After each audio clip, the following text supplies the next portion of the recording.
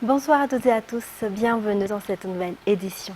À la une de l'actualité, la région Anna-Landsruf est fidèle au candidat numéro 3, Anjrazwelen. Cela a été constaté lors de sa visite à Soneranivung, Vavaten et Fenrivest. À Fenrivest, Anjrazwelen a répondu à ceux qui veulent reporter l'élection. Selon lui, il n'est plus imaginable d'entrer dans une transition. La population a également affirmé que leur choix devrait être respecté et que l'élection ne devrait pas être retardée. Miarvulat Sferen, Judicaël Ranjanirin et Braz de Nilsson. À 5 jours du scrutin, Fenrivest a déjà fait son choix en la personne du candidat Anjrazwelen. Convaincu du travail qu'il a accompli pendant les 4 ans et 8 mois où il a dirigé le pays, le peuple ne connaît personne d'autre que le candidat numéro 3, Anjrazwelen. La course à l'élection a commencé, a-t-il déclaré. Les élections doivent avoir lieu et il n'est pas acceptable de procéder à une transition. Personne ne peut prendre le pouvoir au peuple selon eux. Ils ne peuvent s'exprimer qu'à travers les élections. Pour la population d'Anna-Landsruf, les élections devraient avoir lieu à la date prévue. Seuls ceux qui ne pensent qu'à leur intérêt personnel sèment le trouble. Avant Fenrivest, le candidat Anjrazwelen était à Soneranivung et Vavaten. Il a confirmé que tous les travaux commencés se poursuivront. Parmi ceux-ci, la réhabilitation de la Nationale 5. La réhabilitation de la route de 80 km au carrefour de Vaibé vers Soneranivung est actuellement en cours et elle se poursuivra jusqu'à Mananar Nord. La route nationale 22 reliant Atskafk et Vavaten sera également réparée. Et l'émission d'observation des élections arrive dans nos murs. L'ancien Premier ministre de la Zambie, chef de la délégation de la SADC, est arrivé cet après-midi. Il a immédiatement eu une réunion avec les membres de la CENI en fin de soirée.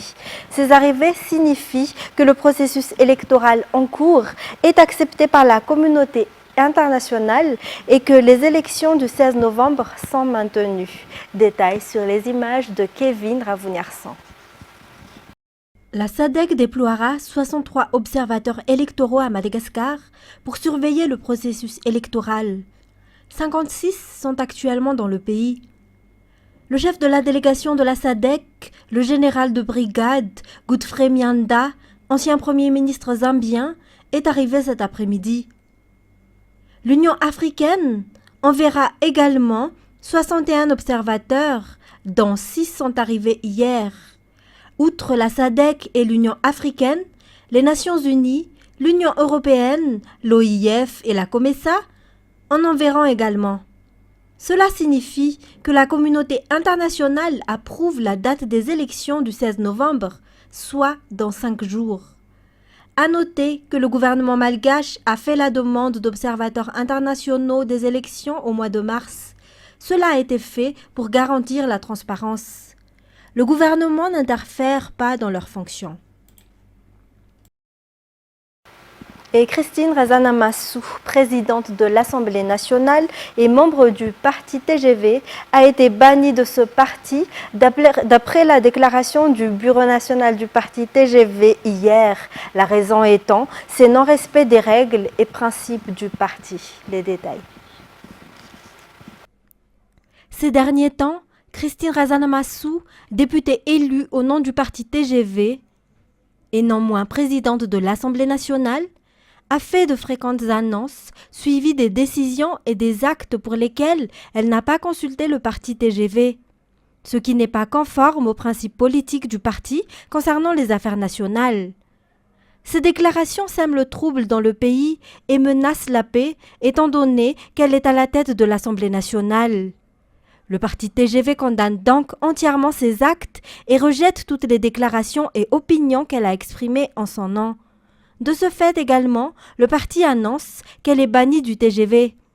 À titre de rappel, les députés majoritaires de la Chambre basse ont également condamné hier les déclarations de Christine Razanamassou. Du sang versé, des troubles dans le pays, un coup d'État, c'est ce que le collectif des candidats voulait ce jour aux alentours du 13 mai. Les manifestations ont incité les forces de l'ordre, mais ces derniers ont maîtrisé la situation. Il y en a parmi eux des blessés. Un reportage de Sai Sylvain et de Sech Andjanab. D'après ces images, ces manifestants ne sont pas nombreux. Pourtant, cette minorité qui prétendent représenter les 11 millions d'électeurs réclament que la présidentielle devrait être reportée. Ils veulent soutenir le collectif des candidats qui espèrent faire un coup d'État, empêcher la tenue de l'élection et semer une crise dans le pays. Les manifestants excitent au maximum les forces de l'ordre en leur lançant des pierres, des objets pour les blesser.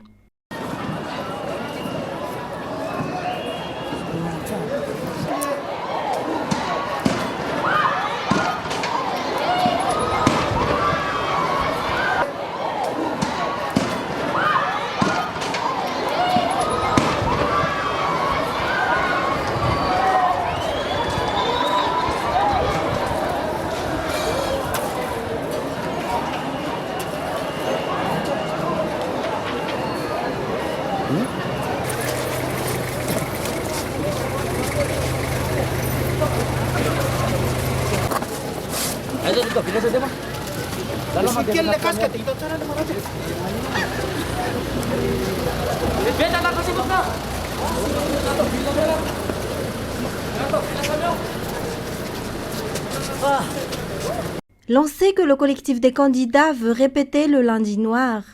Ils ont appelé les manifestants à venir aux alentours de Beorirk. Ils s'attendaient à ce que les forces réagissent et les blessent. Au contraire, les forces ont maîtrisé la situation et ont été applaudis par les marchands qui avaient peur pour leurs biens.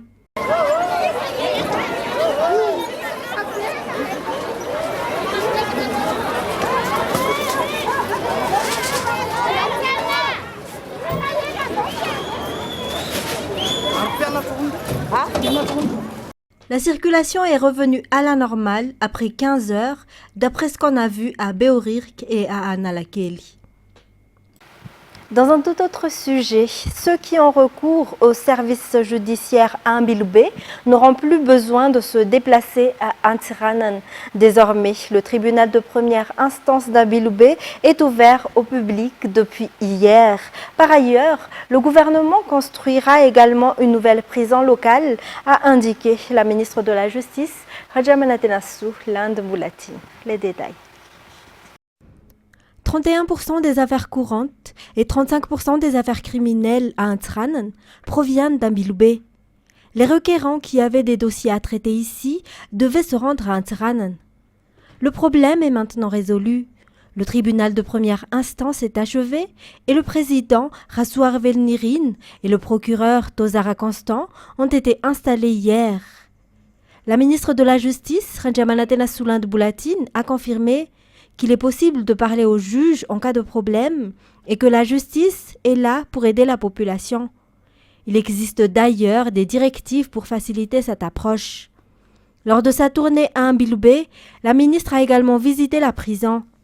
Elle a déclaré que le gouvernement construira une nouvelle prison dans le district. Entre-temps, la prison existante sera réparée pour respecter et protéger les droits des prisonniers. Et Madagascar fait partie des 8 premiers sur les 70 pays participants au concours organisé par l'Agence internationale de l'énergie atomique, AIEA.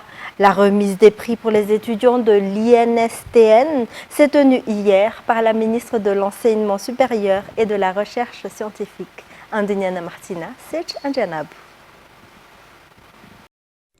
Le thème du concours organisé par l'AIEA était centré sur l'utilisation de l'énergie nucléaire pour le développement. Des établissements d'enseignement supérieur de 70 pays d'Afrique ont envoyé des étudiants pour y participer. Pour les étudiants chercheurs malgaches qui représentaient Madagascar, les résultats de recherche qu'ils ont apportés au concours portaient sur 3 aspects, à savoir l'énergie nucléaire comme source d'énergie utilisable, l'énergie nucléaire pour le traitement et l'énergie nucléaire pour améliorer la culture du riz. Les résultats de la recherche sur l'énergie nucléaire peuvent être utilisés dans de nombreux domaines de la vie quotidienne de la population et du développement. Mais ils ne sont pas connus et ne sont pas convaincants, selon la ministre de l'Enseignement supérieur et de la Recherche scientifique, Assomakou Béatrice. Outre le prix et la reconnaissance de l'AIEA, la ministre a également remis à chacun des 3 participants un vidéoprojecteur en reconnaissance de leurs efforts pour avoir porté haut l'honneur national dans le domaine de la recherche. En sport, les primes pour les joueurs des Barea seront doublées d'après le président de la Fédération malgache de foot ce jour. Cela dans le but de les motiver davantage pour les prochains matchs. Ils seront provisoirement habillés par la marque Macron. La fédération a ce jour donné sa bénédiction à l'équipe qui partira pour Ghana. Malala Ragutunirain et Adza Andjianoun. 28. Tel est l'effectif des Barea qui participeront au match de qualification si, au départ, seulement 25 ont été sélectionnés. Cela dans le but de remplacer les joueurs qui seraient éventuellement blessés. Mais surtout, afin de ménager les joueurs, car 2 matchs les attendent. Rakutvaza Alan et Ranjiamanampsu Élysée sont les nouvelles recrues. L'encouragement et la motivation des équipes sont importants pour eux. Selon eux, ils ne réclament que les équipements. Toutefois, la fédération a promis que leur prime sera doublée. Les Barea et la délégation quitteront Madagascar demain pour les matchs contre le Tchad et le Ghana. Et dans les actualités internationales, à Tel Aviv, en Israël, des centaines de personnes se sont réunies hier soir en hommage aux victimes de l'attaque du 7 octobre et pour réclamer le retour des otages, toujours aux mains du Hamas. Reportage.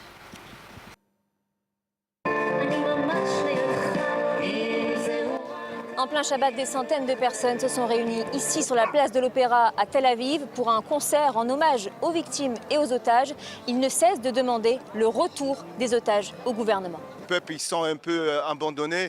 Le gouvernement, en fait, n'est pas présent. C'est ça le sentiment des gens ici, personnellement. Et on demande, en fait, que ça doit être d'abord ça. C'est l'obligation, en fait, du gouvernement d'abord protéger ses enfants, protéger ces peuples civils qui sont là-bas dans les mains des terroristes de Hamas, en fait. La solution, c'est d'échanger les otages contre les prisonniers, contre n'importe quel type d'assistance, de la nourriture, de l'eau, donnez-leur n'importe quoi, tant que les prisonniers vont là-bas et que l'on obtient le retour des otages. On voit bien que la société israélienne est profondément traumatisée. Il y a sans aucun doute un avant et un après les attaques du Hamas. Cette place a même été rebaptisée la place des kidnappés et des absents. Sur le plan De violents combats entre les troupes israéliennes et des combattants de l'organisation islamiste se sont poursuivis hier autour de l'hôpital Al-Shifa dans la ville de Gaza, le plus important du territoire. France 24. Ce vendredi soir, de nouvelles explosions retentissent autour d'Al-Shifa, le plus grand hôpital de la bande de Gaza. À l'intérieur, la situation est chaotique. La direction de l'établissement affirme qu'environ 50 blessés dans le bombardement d'une école sont arrivés dans la matinée. Ils viennent s'ajouter aux déjà très nombreuses personnes qui attendent des soins. Les patients, les blessés et les martyrs sont allongés sur le sol. Le personnel médical est insuffisant et il n'y a pas de traitement.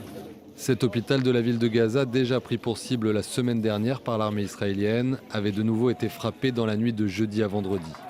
Tsahal affirme qu'un quartier général du Hamas se trouverait sous et autour de l'établissement.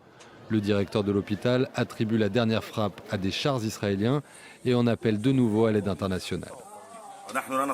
Nous ne pouvons pas évacuer car il y a plus de 60 patients dans l'unité de soins intensifs, plus de 50 enfants dans les services de néonatologie et de pédiatrie et plus de 500 patients dans les services de dialyse. Al-Shifa n'est pas le seul hôpital à subir directement le conflit. Le ministre de la Santé du Hamas affirmait vendredi que 3 autres établissements de la ville de Gaza étaient assiégés par les soldats israéliens. Le Croissant Rouge palestinien a évoqué notamment des snipers tirant sur l'hôpital Al-Quds. Devant le Conseil de sécurité de l'ONU, le directeur de l'OMS a rappelé ce vendredi soir que ces lieux étaient d'une importance vitale pour la population.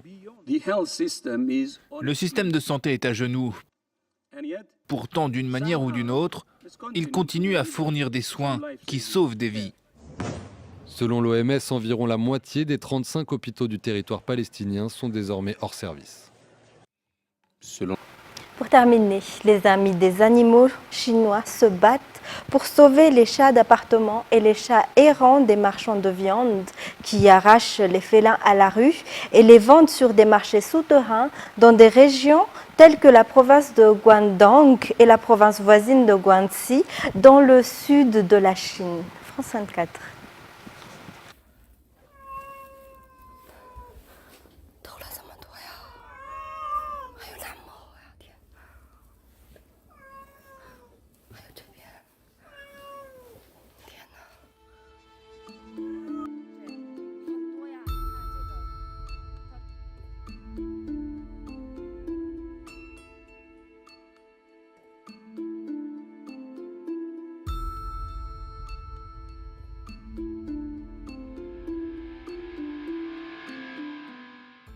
这是一个产业了，就不是现在才有的，是已经存在几十年了。这样每天从外省就是通过这种把就是上千只猫咪装在货车里面运输到，可能通过1000多公里啊左右，1500公里左右，然后路程，然后运送到广东，每天可能都达到几十辆的猫车。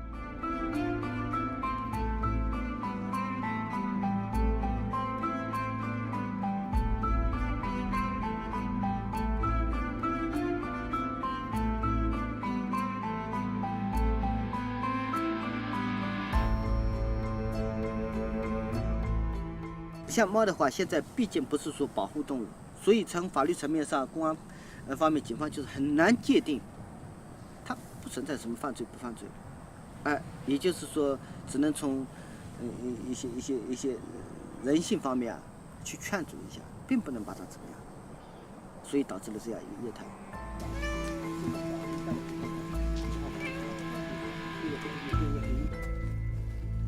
这只猫也开来了呢。你左手边这是一个，干干净净的肉肉。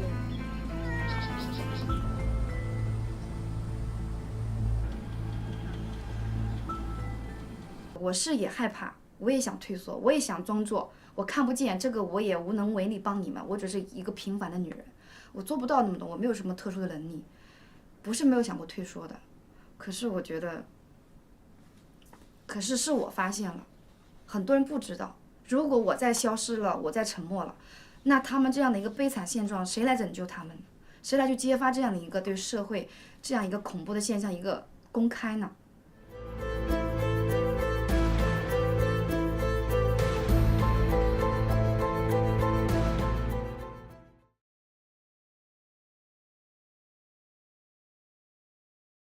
Mesdames et messieurs, c'est la fin de cette édition. Merci à vous de l'avoir suivi. Je vous retrouve demain pour plus d'actualités. Au revoir et excellente soirée sur Viva.